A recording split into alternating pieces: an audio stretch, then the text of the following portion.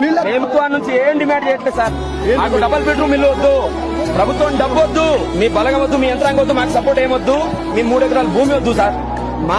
మా చైత్రను ఎలా చేసిర్రో ఆ నిందితుడు అలానే చేయాలి సార్. రోడ్డు మీద లేదా ఎన్కౌంటర్ చేయాలి సార్. అప్పుడే మాకు న్యాయం.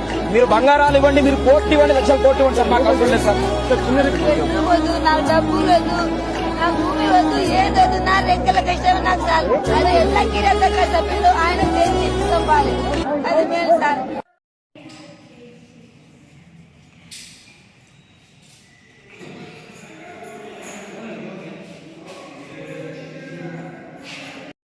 మీరు క్యాండిల్లు అగరబత్తీలు పట్టుకొని రోడ్ల మీదకి వచ్చి ప్రొటెస్ట్ చేస్తే మీకు న్యాయం జరగదు.